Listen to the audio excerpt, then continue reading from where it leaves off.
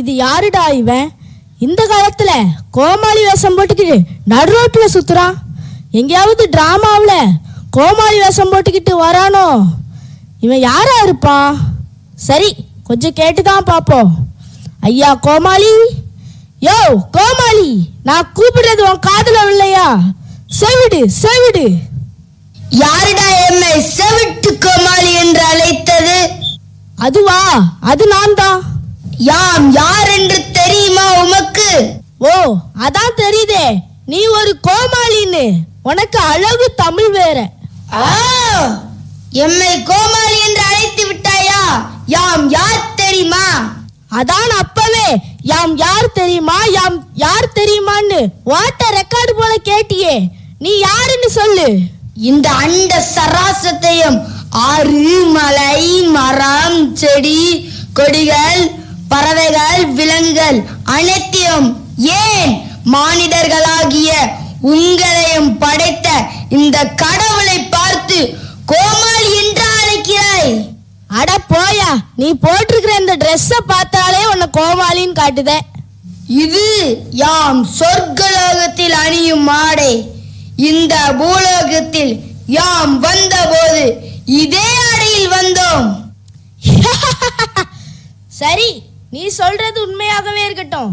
நீதான் இந்த அண்ட சராசத்தையும் படைத்த கடவுள் என்று நான் எப்படி நம்புவது?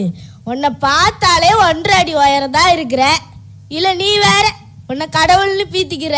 போயா வேலையை பார்த்துக்கிட்டு. ஓ அப்படியா? அப்படியானால் நீ நம்மை சோதித்து பாரும்.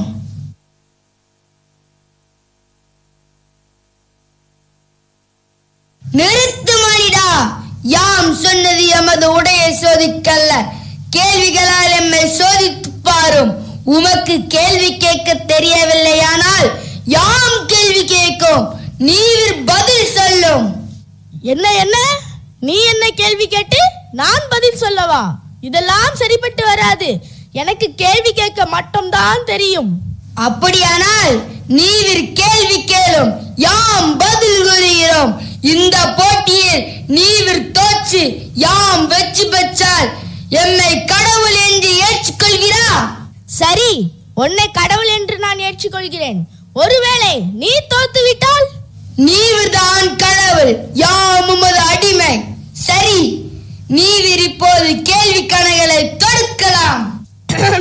ஒரு சில திருமண வீட்டில் கூட்டம் குறைவாக இருக்கிறது, சில திருமண வீட்டில் கூட்டம் அதிகமாக இருக்கிறது. இதற்கு காரணம் சைவ விருந்தா அசைவ விருந்தா? அசைவ பிரியாணி விருந்து. அடுத்த கேள்விக்கு எப்படி பதில் சொல்றாய் என பார்ப்போம். சமையலில் கை தேர்ந்தவர்கள் ஆண்களா பெண்களா? ஆண்கள். அது எப்படி? எல்லா வீட்டிலும் பெண்கள் தானே சமைக்கிறார்கள். நீ உன் அம்மா சமையலை சாப்பிட்டிருக்க மாட்ட போல இருக்கு. உண்மைதான், எமக்கு சாப்பாடு எதற்கு மானிடா? பெண்கள் வீட்டில் உள்ள 4 அல்லது 5 பேருக்கு தான் சமைப்பார்கள்.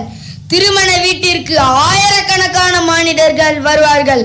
அவர்களுக்கு இந்த மானிட ஆண்கள் தானே சலிக்காமல் ருசியாக சமைத்து கொடுக்கிறார்கள். ஆமா, உண்மைதான். அப்படியானால் நீர் ஒப்புக்கொண்டு விட்டீர். அடுத்த கேள்வியை கேளும். சாம்பாருக்கு தேவை உளுந்தம் பருப்பா துவரம் பருப்பா? துவரம் பருப்பு. சாம்பாருக்கு சுவை ஊட்டுவது முருங்கைக்காயா அவரைக்காயா? முருங்கைக்காய்.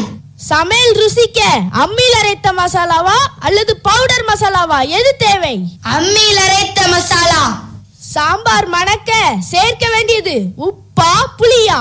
உப்பு. உப்பு ருசியை கொடுக்கும், மணத்தையும் கொடுக்கும்.